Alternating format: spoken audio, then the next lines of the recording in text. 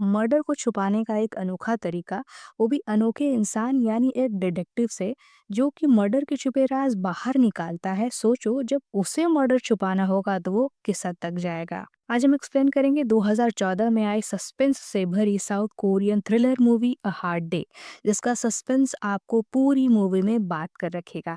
And ending तो इतनी unexpected, जैसे ऊपर वाले का छप्पर फाड़ ब्लेसिंग्स। तो मूवी की शुरुआत होती है कोगुन से, जो कि एक करप्ट डिटेक्टिव था जिसकी माँ का हाल ही में डेथ हो गया था, इसलिए फ्यूनरल के लिए वो घर आ रहा था। तभी उसके स्क्वाड से एक मैसेज आता है कि इंटरनल अफेयर्स द्वारा उनका रिश्वत लेने के लिए इन्वेस्टिगेशन होगा। एक तो उसकी माँ का फ्यूनरल और दूसरा रिश्वत के लिए इन्वेस्टिगेशन ने उसका ध्यान डिस्टर्ब एंड डिस्ट्रैक्ट कर रखा था। तभी सड़क पर अचानक से ही एक कुत्ते का बच्चा आ जाता है, जिसे बचाने के चक्कर में कुछ आगे एक आदमी की गुंसू के कार से टक्कर हो जाती है और उसकी डेथ हो जाती है।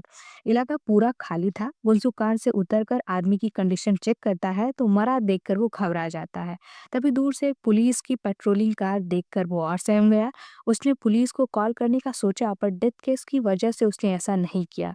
पर सामने से पुलिस कार आती देख उसने डेड बॉडी को पास में झाड़ी में छुपाकर वहीं बैठ जाता है। पुलिस कार जब चली जाती है तो गुंसू डेड बॉडी को उठाकर कार के ट्रंक में रखकर अपनी माँ के फ्यूनरल के लिए निकल पड़ता है। रास्ते में उसे ट्रैफिक पुलिस का भी सामना करना पड़ता है। उन्होंने जब चेक किया तो गुंसू ने अल्कोहल पी रखी थी। जब वो उसे इंटरोगेट करने लगे तो गुंसू ने कहा कि वो डिटेक्टिव ऑफिसर है, पर ट्रैफिक पुलिस मानने को तैयार ही नहीं थी। उन्होंने आईडी मांगी तो गुंसू के पास हाल फिलहाल में वो भी नहीं थी। अब उन्हें और शक होने लगा। फिर एक्सीडेंट की वजह से गुंसू की कार का शीशा भी टूट गया था, तो उन्हें और शक होने लगा। इसलिए वो कार चेक करने लगे। तभी एक पुलिस ने गुंसू से उसका आईडी नंबर पूछा, तो गुंसू ने अपना आईडी नंबर बताया, पर उन्हें ऐसा लगता था कि गुंसू फेक आईडी नंबर बता रहा है। फेक क्या था? वो जैसे ही ट्रंक खोलने वाले थे, गुंसू ने उन पर अटैक कर दिया। मारपीट के चलते पुलिस ने फ्यूम गैस से गुंसू को बेहोश कर दिया। पर तभी एक ऑफिसर ने जब नंबर चेक किया तो वो नंबर बिल्कुल सही था, यानी गुंसू सही बोल रहा था। अब ट्रैफिक पुलिस वालों का डर से बुरा हाल था और उन्होंने कार भी नहीं चेक की। जब थोड़ी देर बाद गुंसू को होश आया तो उन्होंने सॉरी बोला और गुंसू वहां से निकल गया। फिर वो उस आदमी की डेड बॉडी लेकर अपनी माँ के फ्यूनरल पहुंचता है। वहाँ उसके स्क्वाड के भी लोग आते हैं, जो गुंसू से कहते हैं कि तुम्हें आरोप अपने ऊपर ले लेना चाहिए, क्योंकि हम तुम्हारे वजह से फंसे हैं। गुंसू जब फ्यूनरल हॉल में बैठा था तभी स्क्वाड से मैसेज आता है कि कुछ ऑफिसर्स तुम्हारी कार चेक करने की बात कर रहे हैं, तो अगर उसमें पैसा वैसा रखा है तो निकाल लो। ये सुनकर गुंसू शॉक रह जाता है। उसे समझ में ही नहीं आ रहा था कि अब वो क्या करे, क्योंकि अगर वो आके चेक कर लेते हैं तो उसकी डिक्की में उन्हें वो डेड बॉडी मिल जाएगी और वो फंस जाएगा। तभी उसकी 5-6 साल की बेटी मिन्हा अपने सोल्जर टॉय के साथ खेलते खेलते उसके पास आती है। सोल्जर टॉय रिमोट से ऑपरेट होता था, जिसमें सोल्जर आगे बढ़ता और फायर करता। उस टॉय को देखकर गुंजू को एक आइडिया आता है। उसने देखा कि फ्यूनरल हाउस में जिस रूम में उसकी माँ की डेड बॉडी है, उसमें एक वेंटिलेशन विंडो है जो बाहर पार्किंग एरिया में खुलती है। गुंसू पार्किंग एरिया में जाकर विंडो का स्क्रू निकालकर वेंटिलेशन विंडो में सोल्जर टॉय के पैर में एक मजबूत रस्सी बांध कर फेंकता है और रिमोट से उसे अंदर की तरफ चलाकर ले जाता है और उस डेड बॉडी को उसी टॉय वाली रस्सी से बांध देता है। फिर डेड बॉडी को विंडो में रखकर विंडो बाहर से बंद कर देता है।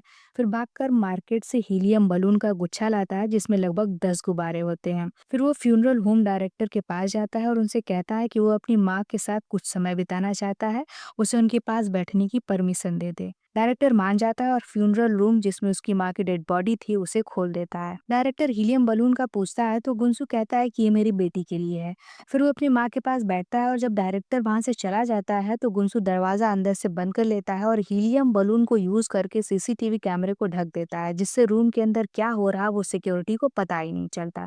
फिर गुंसू अंदर की वेंटिलेशन विंडो को खोलकर रिमोट से उस सोल्जर टॉय को खींच लेता है और उससे बधी डेड बॉडी को धीरे धीरे खींचने लगता है और मशक्कत करके डेड बॉडी को विंडो से निकाल लेता है और अपनी माँ के कॉफिन को खोलकर उसमें उस डेड बॉडी को लिटा देता है और कॉफिन को बंद कर देता है। उसने ऐसा करने के लिए अपनी माँ को सॉरी भी बोला। जब सोल्जर टॉय मूव करा था तो टाइम टाइम पर फायरिंग भी हो रही थी, जिससे आवाज निकल रही थी, तो सिक्योरिटी को कुछ गड़बड़ होने का शक हुआ। जब कैमरा चेक किया तो बलून की वजह से कुछ दिख ही नहीं रहा था, तो सिक्योरिटी स्टाफ गुंसू के माँ के कमरे की तरफ आने लगता है।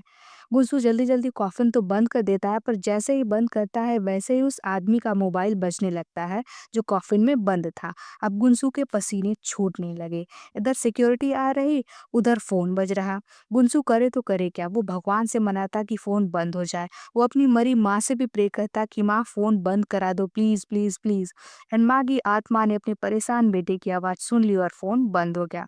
फिर सिक्योरिटी आता है और कहता है कि सर अब आप यहाँ से चलिए, आपका समय खत्म हो गया है। एंड गुनसू धीरे से वहाँ से उठकर चला जाता है। उस समय रात थी, इसलिए अगले दिन डेड बॉडी को मिट्टी में दफन किया जाता है और फिर गुनसू को चैन की सांस आती है कि उसकी माँ की डेड बॉडी के साथ उसने जो एक्सीडेंट किया था उस डेड बॉडी को भी उसने दफन कर दिया और सारे राज वहीं दफन हो गए। कुछ समय बाद गुनसू को स्कॉट से कॉल आता है कि लेफ्टिनेंट पार्क चांगमिन ने उनकी इन्वेस्टिगेशन कैंसिल कर दी, यानी एक और गुड न्यूज़। ये सुनकर उसे और रिलैक्स महसूस होता है। फिर गुनसू ऑफिस हेडक्वार्टर जाता है। वहाँ एक सेमिनार थी जहाँ एक ऐसे एक्सप्लोजिव का डेमो था जो टाइम सेट करने के कुछ टाइम बाद ब्लास्ट करता है। वहाँ उसे उस एक्सप्लोजिव के बारे में पता चलता है। तभी उसे एक कॉल आती है जो उस रात हुए एक्सीडेंट के बारे में गुनसू को बताकर उससे धमका रहा था। गुनसू की तो सिट्टी पिट्टी गुम हो गई। फिर उसे लगा कि कोई प्रैंक कॉल हो सकता है। वो आसपास देखता है तो उसके हेडक्वार्टर के फोन बूथ से कोई कॉल कर रहा था। गुनसू उसका पीछा करता है पर न उसे देख पाता है और न पकड़ पाता है। वो कार से भी उसका पीछा करता है पर उसे कैच नहीं कर पाता। फिर हम देखते हैं कि वो कार एक पुलिस हेडक्वार्टर पर रुकती है। वो आदमी अंदर जाता है और बाहर पुलिस यूनिफॉर्म में आता है। यानी जो गुंसो को ब्लैकमेल कर रहा था वो कोई नॉर्मल इंसान नहीं बल्कि एक पुलिस ऑफिसर था और उसका नाम पार्क चांग मिन था, यानी वही ऑफिसर जिसने गुंसू एंड स्कॉट की इन्वेस्टिगेशन कैंसिल कर दी थी। लेकिन पार्क ये सब कर क्यों रहा था? आगे हम देखते हैं कि पार्क गुंसू को पूछता है कि टक्कर तो मारी पर डेड बॉडी कहाँ रखी। ये सवाल पूछने पर गुंसू फिर मना कर देता है। वो कहता है कि मैंने कोई एक्सीडेंट नहीं किया है। इस पर पार्क कहता है कि अगर तुमने सच नहीं बताया और अगर तुमने डेड बॉडी के बारे में नहीं बताया तो मैं पुलिस में केस कर दूंगा। गुंजू को समझ नहीं आ रहा था कि इसने कैसे देखा देखा तो उसी समय रिपोर्ट क्यों नहीं किया। गुंजू फिर कॉल कर उससे ब्लैकमेलिंग का रीजन पूछता है तो पार्क कहता है कि उसे डेड बॉडी चाहिए। गुंजू आरोप को एक्सेप्ट करने से मना कर देता है तो पार्क डायरेक्ट ऑफिस में आकर गुंसू पर अटैक कर देता है।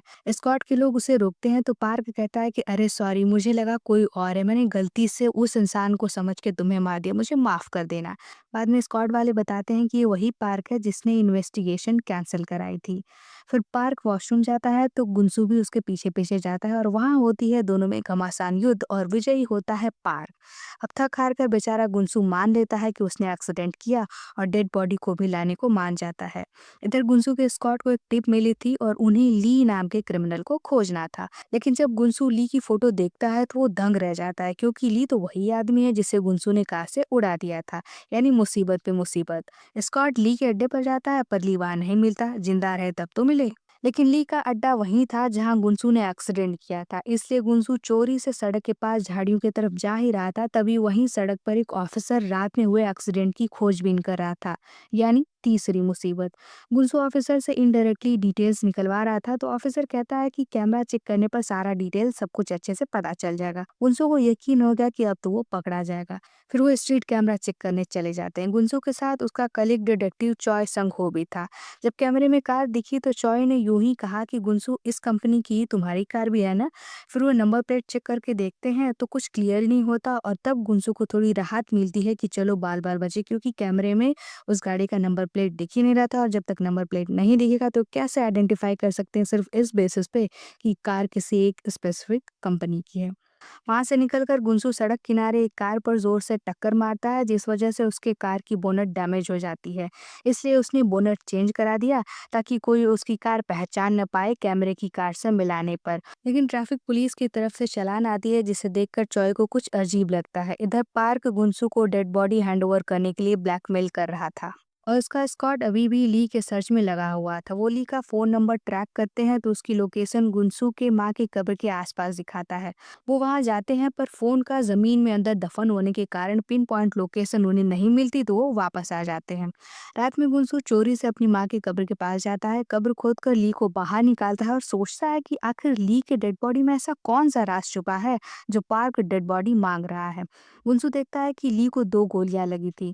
यानी एक्सीडेंट तो महज उसकी गलती थी। ली एक्सीडेंट से पहले ही रोड पर मरा पड़ा था और गुनसू को लगा कि ली उसकी वजह से मरा है। फिर वो उसके पॉकेट वगैरह चेक करता है तो ली का सेलफोन मिलता है। गुनसू फिर उसके अड्डे पर भी जाता है, वहाँ फ़ोन चार्ज में लगाता है, तभी उसे एक कॉल आती है जो ली से उसके गायब होने का कारण पूछ रहा था। गुनसू उस फ़ोन नंबर का लोकेशन ट्रैक करके उसका पीछा करता है तो उसे पता चलता है कि पार्क सिर्फ पुलिस ऑफिसर नहीं बल्कि ड्रग रैकेट चलाता है। जहाँ-जहाँ से उन्हें पुलिस रेड में ड्रग मिलता है, वो उसे पानी में बहा दो कहकर टैप से पाइप कनेक्ट करके ड्रग को पानी सहित कंटेनर में स्टोर करके उसका पानी इवेपोरेट करके उसे शराब वगैरह में यूज़ करते हैं। और एक बार जो उसे टेस्ट कर लेता है, वो उसका आदी हो जाता है।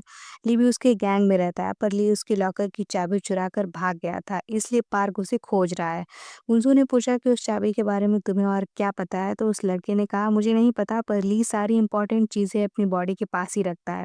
अगले रात गुनसू फिर उस डेड बॉडी को अपनी माँ की कब्र से बाहर निकालता है और अच्छे से चेक करने पर उसे एक लिपस्टिक मिलती है। तभी वहाँ चॉय उसका पीछा करते हुए आ जाता है और उसे पकड़ लेता है। चॉय पूछता है कि क्या तुमने ही इसे मारा और यहाँ दफना दिया? गुनसू चॉय को कहता है कि उसने ऐसा कुछ भी नहीं किया है। वो चॉय को सब कुछ बताएगा और उसने वो लिपस्टिक वहीं फेंक दी। फिर वो डेड बॉडी को वहीं फिर से दफन करके दूर जाकर बात करते हैं, जहाँ गुनसू चॉय को सारी बात बताता है। तभी गुनसू को पार्क की कॉल आती है, वो उससे कार से निकलने को कहता है और कुछ कदम दूर जाने को कहता है और जैसे ही गुनसू कार से थोड़ी दूर पर आता है, पार्क कार में बैठे चॉय पर लोडेड कंटेनर गिराकर उसे कुचल देता है। गुनसू ये सब देखकर हक्का-बक्का सा रह जाता है। अब वो गुस्से में आ जाता है, उसने पार्क से कहा कि वो अब सरेंडर कर देगा और सब कुछ पुलिस को बता देगा। इस पर पार्क जोर से हँसता है और कहता है कि तुम्हें पता है मैं तुम्हारे घर में हूँ और तुम्हारी बेटी और बहन मेरे सामने है, इसलिए अगर उन्हें जिंदा रखना चाहते हो तो कल तक डेड बॉडी मुझे हैंड ओवर कर देना। इतना सुनकर गुनसू तेज स्पीड में गाड़ी चलाकर घर आता है और अपनी बच्ची और बहन को सेफ देखकर खुश होता है। फिर वो दूर कहीं पर होटल बुक करके उन्हें हॉलिडे पर भेजता है और अपना काम खत्म करके आएगा बोलकर वहां से चला जाता है। फिर वो हेडक्वार्टर से नई गन और बुलेट इशू कराता है और धीरे से वो टाइम एक्सप्लोजिव वहां से उठा लेता है। इस एक्सप्लोजिव की एक खासियत ये भी रहती है कि ये डिटेक्टर के रडार में नहीं आता। रात में गुनसू डेड बॉडी वहां से फिर निकाल कर अपनी गाड़ी में रखता है और साथ ही वो एक्सप्लोजिव भी बॉडी वाले बैग में रख देता है। उसके बाद वो पार्क के बताए लोकेशन पर जाता है और अपनी गाड़ी थोड़ी दूरी खड़ी करके पार्क को बॉडी देता है। पार्क बॉम्ब डिटेक्टर से चेक करता है और गाड़ी लेकर जाने लगता है। तो गुनसू रिमोट से एक्सप्लोजिव एक्टिव कर देता है और कुछ दूर जाने पर एक्सप्लोजिव ब्लास्ट कर जाता है और पार्क डेड बॉडी सहित पास के नदी में कार में ही डूब जाता है।